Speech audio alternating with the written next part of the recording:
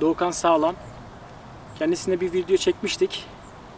Onu da şuradan bırakacağım linkten izleyebilirsiniz.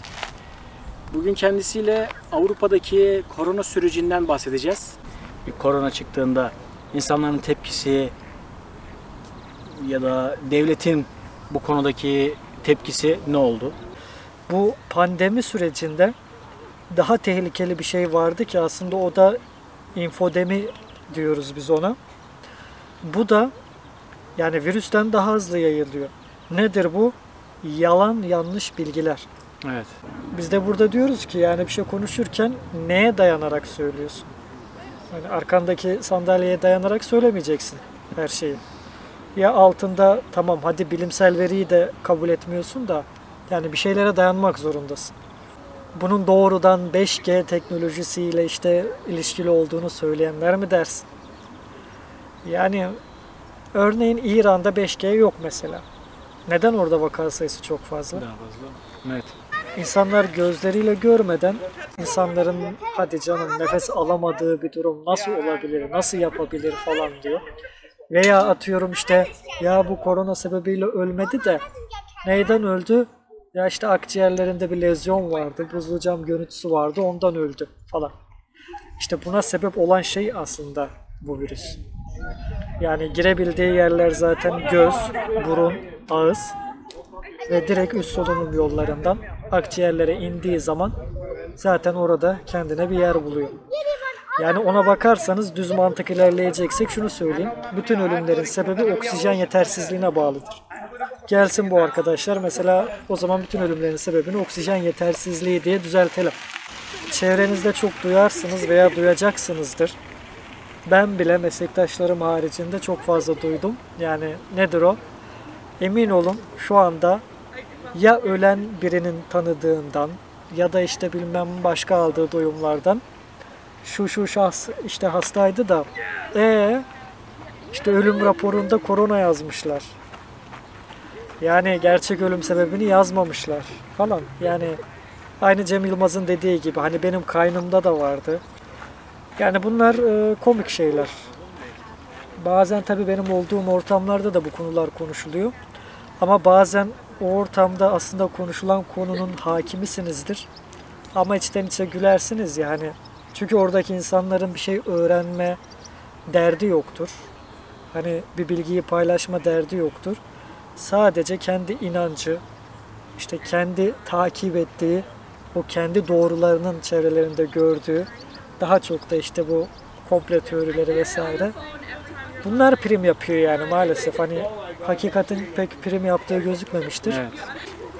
Biz tabii ki aksi ispat edilene kadar diyelim ki bu virüs bir ifsad edici tarafından hadi laboratuvar ortamında üretildi. İşte şu bu. Normalde sorsan Amerika yapmıştı ama şu an en çok zarar gören Amerika olduğu için şu an başka bir şey bulmaları lazım. Amerika olamaz, Rusya olamaz. Şu anda vakaların çok olduğu Brezilya vesaire zaten olamaz. Diyelim ki laboratuvar ortamında üretildi. Yani burada sorulması gereken soru şudur. Birileri bu zehri saçıyor olabilir.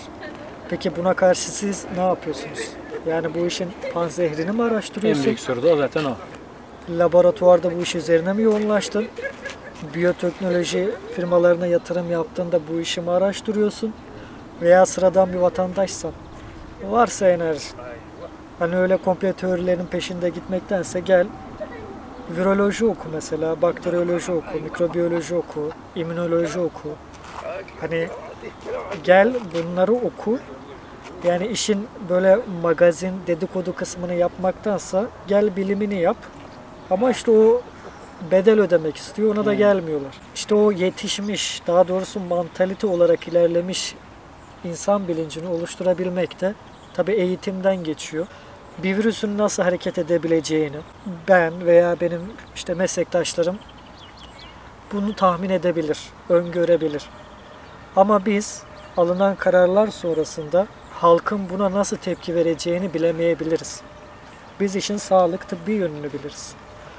İşte buna da bu kararlar alınırken sosyologların, hani psikologların, halk bilimcilerin, sosyal bilimcilerin, pedagogların, eğitimcilerin yani aslında beraber disiplinler arası bir konseptle ortak bir çalışmanın sonucu kararlar alınırsa çok daha isabetli, faydalı olacağını düşünüyorum. Çünkü örneğin siz burada inanın birisine dersiniz ki evden çıkma şu süreçte.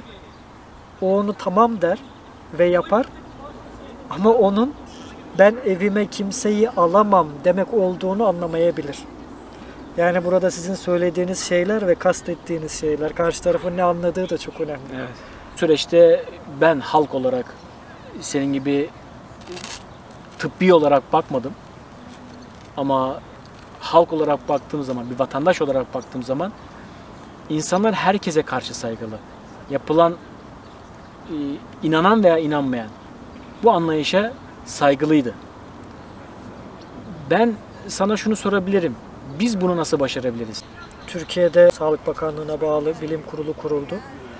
Yani yine bu işi Allah'tan ki onlara verdiler. Bu kararları çok iyi de başardılar. Yani. Hani buradaki Robert Koch Enstitüsü'nün bir benzeri aslında. Burada da Robert Koch Enstitüsü bu konuda yetkiliydi. Baktığın zaman ben şunu diyebilirim rahatlıkla. Sadece Sağlık Bakanlığı'nın değil, aslında bütün bakanlıklara, bu Sağlık Bakanlığı'nın bilim kurulu gibi bütün bakanlıklara etkili çalışabilecekleri bir bilim kurullarının bütün bakanlıklar için olmasının gerekliliğini düşünüyorum ben. Bu iş bir ekip işi. O yüzden diyorum ya, disiplinler arası bir konseptle çalışmak mutlaka doğru kararları getirir veya en doğru karar bu şekilde alınabilir diyebilirim. O yüzden böyle işte herhangi bir bakanlıkta sadece bakanın dediği değil de bu şekilde bir bilim kurulu, onun belki alt kurulları vesaire bu şekilde kararlar alınırsa, ama her alanda, sadece sağlık alanında değil, ben biraz daha hızlı yol kat edeceğimizi düşünüyorum. Buradaki insan bilinci, hani açıkçası şu andaki yaşayan 83-84 milyon insanla yani bunu başaramazsınız. Açık ve net söyleyeyim. Bu yeni nesiller artık hatta anaokulundan da daha öncesinde yeni bir metotta eğitimden geçirilerek önce dürüst insan nasıl olunur, doğru insan nasıl olunur, ne demektir? Burada hani eleştirisel düşünceyi de özellikle eklemek isterim. Çünkü herkesin doğduğu, büyüdüğü, eğitiminden geçtiği, aileden aldığı, çevreden aldığı ön kabulleri var. Mutlak doğruları var. Evet. Bu zincirleri kırmak gerçekten çok zordur.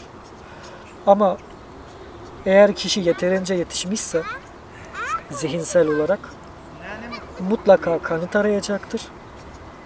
Ve kanıtı bulduğu zaman da fikrini değiştirebilecektir. Yani statükocu hiçbir zaman olmayacağız. İlla bugünü koruyalım, bugün elimizde ne varsa onu koruyalımın derdinde değil. Yarın neyin korunmaya hani gerek duyulacaksa o şey için şimdiden çalışmamız lazım. Kesinlikle. Atalarımızdan tabii ki gurur duyacağız. Veya işte ülkeni seviyor musun? Seviyorum. Yani bu basit bir şey. Şimdi ne diyelim, ülkesini sevmek çok da bence büyük bir erdem değil. Yani 84 milyon insanın da yaklaşık bir 75-80 milyon ülkesini seviyordur yani. Bunda bir sorun yok. Ama buradaki soru ülken için ne yapıyorsun? Yani ne üretiyorsun? Gelecek nesillere ne bırakıyorsun? Atalarımızla gurur duyabilirsin. Ama gelecek nesillerin de atalarından gurur duymasını istemez misin mesela? Çok. O yüzden gelecek nesillere ne bırakabiliriz? Neyi daha iyi yapabiliriz? Ülkemiz için ne üretebiliriz? Eleştirisel düşünce olursa bunların hepsi olur. Örneğin 20 yıl kadar önce, bugün insanların çoğunun kullandığı bu sosyal medyanın bir bakın hiçbiri yoktu hemen hemen. Hatta Google bile yoktu belki. Evet. Facebook yoktu 20 yıl önce. WhatsApp yoktu. Instagram yoktu. Böyle Spotify'lar yoktu. İşte ne bileyim o eBay'ler veya Amazon da yoktu. Hani bugün insanların en çok kullandığı uygulamaların hiçbiri yoktu. Ama işte bunu üreten mesela akıl niye bizden çıkmadı? Ya işte onları birileri destekliyor. Ya işte onları küreselciler destekliyor. Vay efendim onlar belli bir projenin ürünü falan. Ya peki sen ne yapıyorsun, bana onu söyle. Yani tamam, birileri dediğim gibi ifsad etmek için planlar yapıyor olabilir, kötü işler düşünüyor olabilirler. Buna karşı sen ne yapıyorsun, neyle meşgulsün? Birileri zehri saçıyor olabilir. Virüs konusunda da bu böyle. Ama sen panzehir üretmenin peşinde misin? İyiliği yaymanın peşinde misin? Yoksa Bu olaya körükle gitmenin peşinde misin? komplo teorileriyle uğraş dur. Bu kimseye bir şey kazandırmaz. Tıklama tuzağı olan videolar yeterli kaliteli içeriğe sahip olsalardı zaten o tür başlıklar atmazlardı. Zaten böyle kaliteli içeriklerin olduğu videolarda pek izlenmez. Bir hastam bana bir soru sorduğu zaman derim ki bakın bu konuda şu görüşler var. Örneğin Amerikan PubMed böyle düşünüyor. Obesity Care dergisi var işte şu sayısında şöyle dedi bu konu hakkında. Avrupa'dakiler böyle diyor. Bu konuda işte tedavi yöntemleri şu var. Sen istediğini seç, beğen, al.